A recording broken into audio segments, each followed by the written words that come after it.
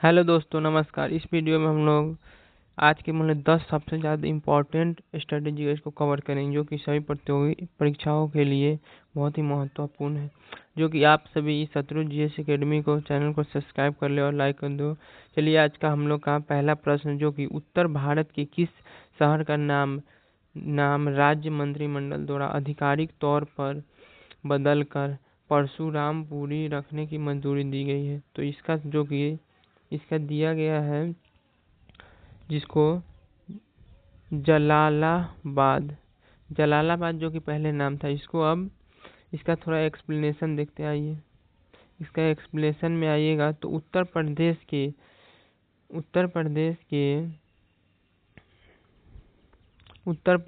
के राज्य मंत्रिमंडल, जो कि जलालाबाद शहर, जिसका नाम बदलकर परशुरामपुरी रखने का प्रस्ताव को मंजूरी दी गई, जिसमें यह निर्णय ऐतिहासिक, सांस्कृतिक और धार्मिक को ध्यान में रखते हुए लिया गया है। नाम परिवर्तन का उद्देश्य स्थानीय पहचान को बढ़ावा देने के लिए क्षेत्र में सकारात्मक छवि को प्रोत्साहित करना है। अब ऐतिहासिक दस्तावेज और शासकीय कार्यों में भी शहर का नाम, जो कि परशुरामपुर, प्रयुक्त होगा। उसके बाद आइए हम लोग अब जो कि दूसरे प्रश्न की ओर देखते हैं। दूसरा प्रश्न जो कि हम लोग का है, किस राज्य के संग्रहालय को हाल ही में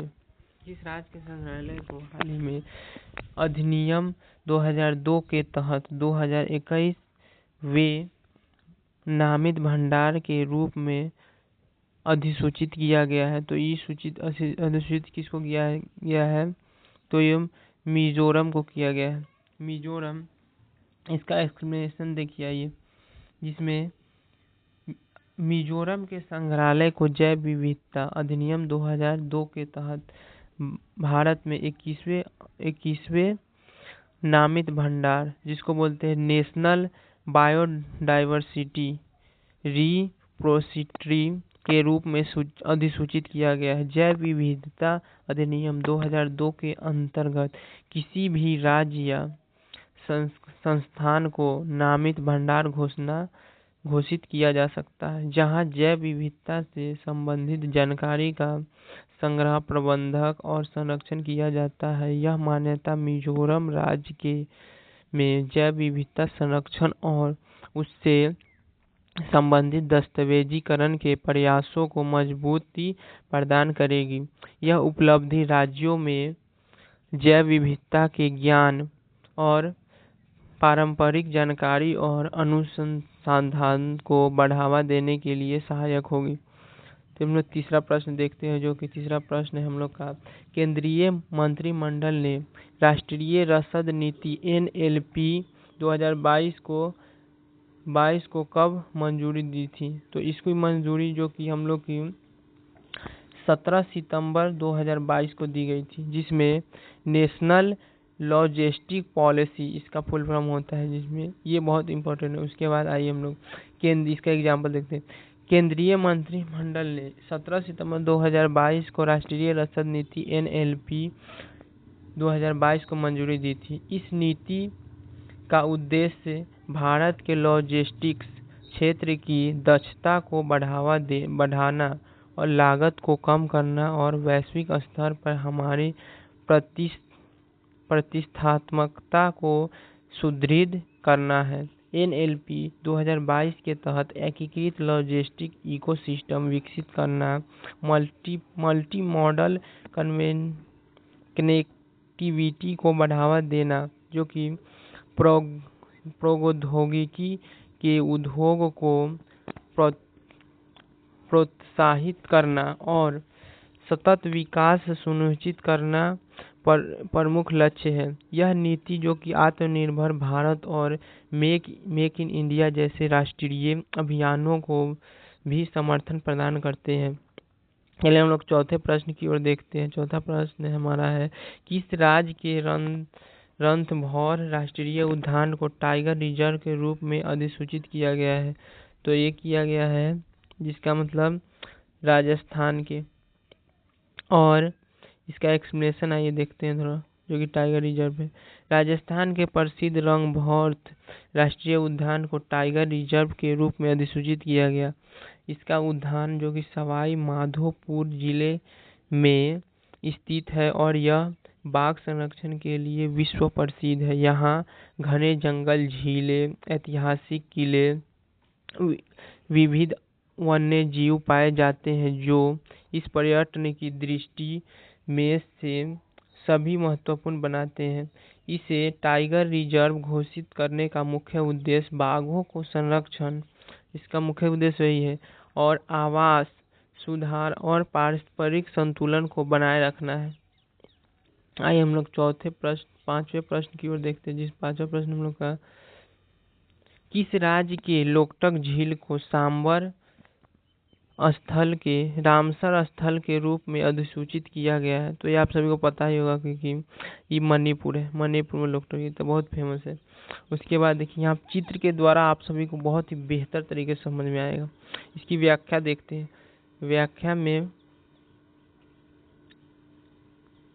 व्याख्या देखिए आइए, जिसमें हम लोग का मणिपुर के प्रसिद्ध लोकटक झील जो कि रामसर स्थल के रूप में अधिसूचित किया गया है। लोकटक झील भारत के उत्तरी पूर्व क्षेत्र की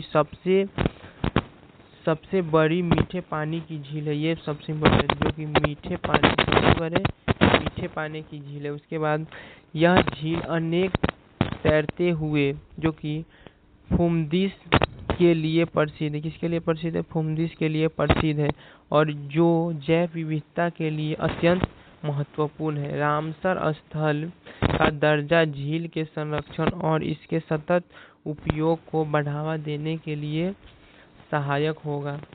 और छठा क्वेश्चन देखते हैं, किस राज्य के कच्छ का रण को भौगोलिक दृष्टि से एक अनूठे लवणीय मरुस्थल, जो कि सॉल्ट डिजर्ट के रूप में जाना जाता है? जिसको मतलब, ये पिक्चर देखिए, यहाँ कच्छ के रण को देखिए, कच्छ के रण को, और ये कहाँ, तो कच्छ का रण कहाँ है? तो ये गुजरात में है। उसके बाद इसका एक्सप्लेनेशन में आइएगा। देखिए, एक्सप्लेनेशन में एकदम बेहतर से बेहतर कंटेंट आपको मिलेगा। एक्सप्लेनेशन में देखिए, गुजरात राज्य में स्थित जो कि कच्छ का रण को भौगोलिक दृष्टि से एक अनूठे लवणीय मरुस्थल के रूप में जाना जाता है। यह रण मुख्यतः दो भागों में विभाजित है। कितने भागों में विभाजित है? दो भागों में, जिसका एक भाग है ग्रेट रन ऑफ कच्छ और दूसरा है लिक्टिक रन ऑफ कच्छ। उसके बाद यह क्षेत्र मानसून के बाद जलमग्न हो जाता है और गर्मियों में सूखकर नमक और सफेद परत से ढेर हो जाता है। उसके बाद इसमें यह स्थान जैव विविधता वन्य अभयारण्य जैसे कच्छ का काला हिरण और अभयारण्य और जो कि रण उत्सव के लिए प्रसिद्ध है। इसके बाद हम लोग आइए सातवें प्रश्न की ओर देखते हैं, जो कि सातवां प्रश्न है हम लोग का, किस राज्य के सुंदरवन को यूनेस्को विश्व धरोहर स्थल के रूप में अधिसूचित किया गया है? तो कौन सा है? जो कि पश्चिम बंगाल का है। पश्चिम बंगाल आप सबका, जो कि सुंदरवन, जो कि सबसे बड़ा है। इसका एग्जाम्पल देखिए आइए, जिसमें पश्चिम बंगाल राज्य के सुंदरवन राष्ट्रीय उद्यान को 1987 में यूनेस्को विश्व धरोहर स्थल के रूप में अधिसूचित किया गया था। यह विश्व का सबसे बड़ा जो कि ज्वारीय मैंग्रोव वन है, जो गंगा, ब्रह्मपुत्र और मेघना नदी के डेल्टा क्षेत्र में स्थित है। यह रॉयल, ये सबसे इम्पोर्टेंट यही बात है, रॉयल बंगाल टाइगर तथा अनेक दुर्लभ जीव जंतुओं और पक्षियों का प्राकृतिक आवास है। सुंदरवन जैव विविधता संरक्षण, पारिस्थितिक संतुलन और प्राकृतिक धरोहर को दृष्टिकोण से अंतर्गत महत्वपूर्ण है। आइए हम लोग देखते हैं जो कि आठवां प्रश्न हम लोग का है, किस राज्य के मैनेज मार्जुली द्वीप को विश्व का सबसे बड़ा नदी द्वीप माना जाता है? तो ये किसको माना जाता है? तो इसका ये असम को, आप सभी को पता होगा असम को, ये बहुत इम्पोर्टेंट है। मार्जुली विश्व का सबसे बड़ा नदी द्वीप है, जिसमें आप सभी देखिए यहाँ पे इसका एग्जाम्पल आइए देखते हैं। इसमें एग्जाम्पल में है, असम राज्य के ब्रह्मपुत्र नदी में स्थित मैनेस जो कि मार्जुली द्वीप को विश्व का सबसे बड़ा नदी द्वीप माना जाता है। यह द्वीप ब्रह्मपुत्र नदी की धारा के बीच बना हुआ है और इसका जो कि क्षेत्रफल ऋतु के अनुसार घटता और बढ़ता रहता है। मार्जुली द्वीप अपनी समृद्ध सांस्कृतिक शस्त्र, वैष्णव मठ, लोक कला, मुखौटा निर्माण और जैव विविधता के लिए प्रसिद्ध है। यह द्वीप पारिस्थितिक तथा सांस्कृतिक दृष्टि से अत्यंत महत्वपूर्ण है और पर्यटनों के लिए आवश्यक का केंद्र है, जिसमें ये बहुत इम्पोर्टेंट है। उसके बाद आइए हम लोग नौवा क्वेश्चन जो कि हम लोग का है,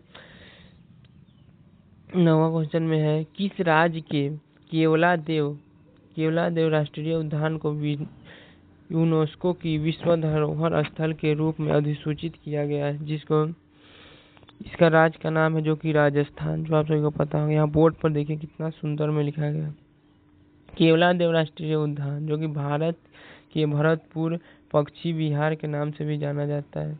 इसका एग्जाम्पल देखिए, एग्जाम्पल में है, राजस्थान राज्य के भरतपुर जिले में स्थित केवलादेव राष्ट्रीय उद्यान को 1985 में यूनेस्को की विश्व धरोहर स्थल की सूची में शामिल किया गया। इसे पहले भरतपुर पक्षी विहार के नाम से जाना जाता था, लेकिन यह उद्यान प्रवासी पक्षियों, विशेषकर जल पक्षियों के लिए विश्व प्रसिद्ध है। यहाँ सर्दियों में